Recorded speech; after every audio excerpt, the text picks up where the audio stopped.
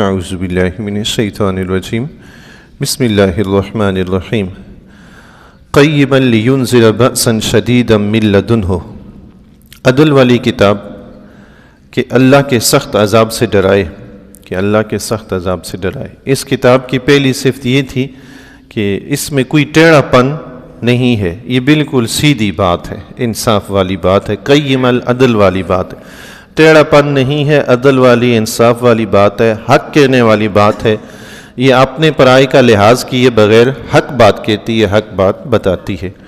لینذر بأسا شدیدا من لدنہ، تاکہ اللہ کے سخت عذاب سے ڈرائے۔ اس کتاب کا مقصد ہے، وہ تو اس کی صفت تھی، اس کا مقصد یہ ہے کہ اللہ کے محبوب علیہ الصلوۃ والسلام اس کتاب کے ذریعے لوگوں کو اللہ کے سخت عذاب سے ڈرائیں۔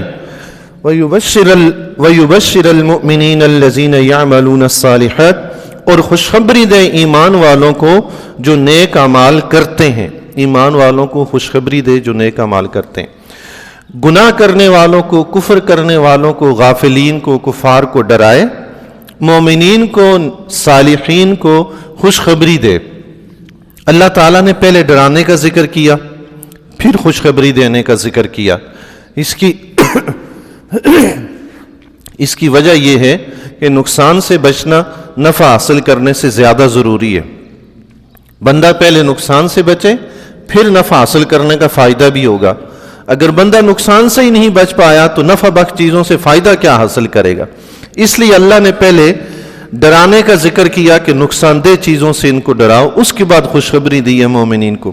اب مثال کے طور پر آپ سمجھیں، چند قسم کے کھانے لگے ہوئے ہوں، کھانا کھانے والے بیٹھے، کسی کو پتہ چلا کہ اس میں ایک کھانا ایسا ہے جس میں زہر ہے، جس میں زہر ہے۔ اب وہ جس کو پتہ چل گیا کہ اس میں زہر ہے، وہ آ کر کیا کہے گا؟ سب سے پہلے کھانے والوں کو نقصان سے بچائے گا۔ وہ یہ نہیں کہے گا کہ یہ کھانا بڑا لذیذ ہے، یہ لذیذ ہے، اس میں یہ ہے، اس میں یہ نہیں، وہ آتے ہی کہے گا یہ نہ کھانا، اس میں زہر ہے، یہ نہ کھانا، اس میں زہر ہے۔ وجہ پہلے نقصان سے بچایا جائے تو فائدہ حاصل ہوگا نا۔ نقصان سے ہی نہ بچایا گیا تو نفع بخش چیز سے فائدہ کیسے حاصل کریں گے؟ اب بندہ کوئی پہلے ہی زہر کھا کے بیٹھ جائے تو باقی کھانے سے کیسے فائدہ اٹھائے گا؟ اس لیے رب نے پہلے ذکر فرمایا ڈرانے کا کہ نقصان سے، عذاب سے ڈرانا ہے تاکہ بندہ اپنے آپ کو نقصانات سے بچائے۔ اس کے بعد خوشخبری کا ذکر فرمایا۔ قرآن کریم میں جا بجا اللہ تبارک و تعالیٰ نے گناہگاروں کو، بدکاروں کو، کفار کو اپنے عذاب سے ڈرایا ہے، اور مومنین کو، صالحین کو بشارت دی ہے جنت کی نعمتوں کی۔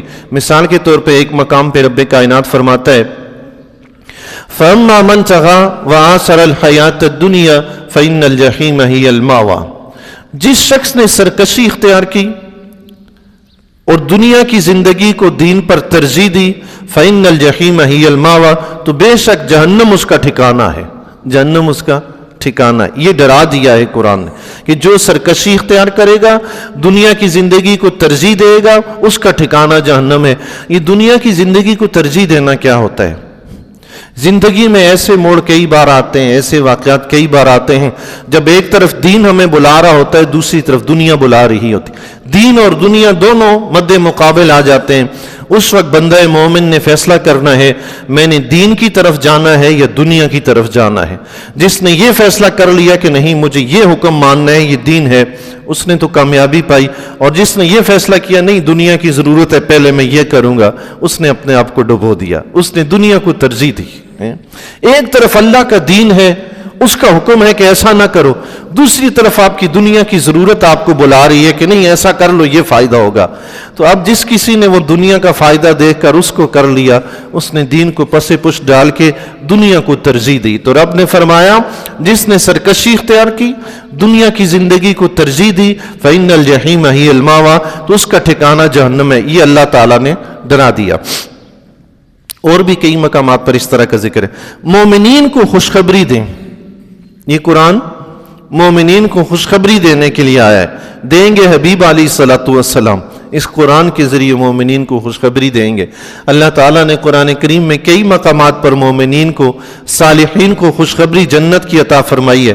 ایک مقام پر رب فرماتا ہے الا ان اولیاء اللہ لا خوف علیہم ولا هم یحزنون، خبردار اللہ کے محبوب بندوں پر، اولیاء پر کوئی خوف نہیں ہے، کوئی غم نہیں ہے۔ وہ اولیاء کون ہیں جن کو خوف اور غم نہ ہونے کی بشارت دی جاتی ہے؟ رب نے خود ہی فرمایا الذین آمنوا وکانوا یتقون، وہ محبوب وہ بندے ہیں جو ایمان لائے اور انہوں نے تقوی اختیار کیا، نیک اعمال کیے۔ تقوی اختیار کیا یعنی نیک اعمال کیے۔ جس شخص نے ایمان قبول کیا، جس شخص نے ایمان لانے کے بعد تقوی اختیار کیا، نیک اعمال شروع کر دیے، رب نے فرمایا وہ اللہ کا ولی ہے۔ سبحان اللہ۔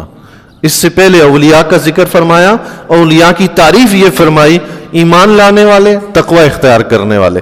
جو لوگ ایمان لانے کے بعد تقوی اختیار کرتے ہیں وہ اللہ کے ولی بن جاتے ہیں۔ سبحان اللہ۔ تو اللہ کے ولیوں کے لیے کس چیز کی بشارت؟ لا خوف علیہم ولا هم یحزنون، نہ ان پر کوئی خوف ہے نہ کوئی غم ہے۔ دوسرے مقام پہ رب فرماتا ہے وَأَمَّا مَنْ خَافَ مَقَامَ رَبِّهِ وَنَهَى النَّفْسَ عَنِ الْهَوَىٰ فَإِنَّ الْجَنَّةَ هِيَ الْمَأْوَىٰ، اور جو شخص اپنے رب کے حضور کھڑا ہونے سے ڈرا اور اس نے اپنے آپ کو، اپنے نفس کو خواہشات سے روکے رکھا، فَإِنَّ الْجَنَّةَ هِيَ الْمَأْوَىٰ، تو اس شخص کو بشارت دی کہ بے شک جنت اس کا ٹھکانہ ہے۔ سبحان اللہ۔ اس سے پہلی آیات میں تھا کہ جس نے دنیا کی زندگی کو ترجیح دی اس کا ٹھکانہ جہنم ہے۔ اس میں ہے کہ جس نے اللہ کے خوف سے اپنی خواہشات کو روکے رکھا اس کا ٹھکانہ جنت ہے۔ سبحان اللہ۔ تو قرآن کریم میں جا بجا مومنین صالحین کو جنت کی بشارت، کافروں کو، غافلوں کو اللہ کے عذاب سے ڈرانا پایا جاتا ہے۔ سبحان ان لہم اجرا حسنا، مومنین کو خوشخبری کیا ہے کہ بے شک ان کے لیے اچھا اجر ہے، اچھا اجر ہے، یعنی جنت ہے اور جنت کی نعمتیں ہیں۔ سبحان اللہ۔ ایمان کے بعد عمل صالح والے کو بشارت دی جا رہی ہے۔ اس کا مطلب یہ ہوا کہ بندہ ایمان تو لے آیا مگر عمل صالح نہیں کیے تو اس کو یہ بشارت نہیں دی جا رہی۔ گناہوں میں مستغرق رہتا ہے اس کے لیے یہ بشارت نہیں ہے۔ ایمان لانے کے بعد حسن اعمال کرنا بھی ضروری ہے۔ ماکثین فیہ ابدا، کہ اس میں ہمیشہ رہیں گے۔ اللہ اکبر۔ دنیا میں موت کا خوف ہے نا، دنیا میں چیز ختم ہونے کا خوف ہے، لیکن رب نے فرمایا جو ان کو اجر دیا جائے گا وہ اجر کبھی ختم نہیں ہوگا۔ سبحان، وہ اجر ان کے پاس ہمیشہ رہے گا۔ وہ جو جنت کی بہار ان کو ایک مرتبہ ملے گی اس بہار پہ کبھی خزاں آئے گی ہی نہیں۔ سبحان اللہ۔ وہ ہمیشہ بہار ہی بہار رہے گی۔ ماکثین فیہ ابدا، وہ اس میں ہمیشہ رہیں گے۔ اللہ تبارک و تعالی اس ہمیشہ رہنے والی جنت کے لیے تیاری کرنے کی توفیق عطا فرمائے۔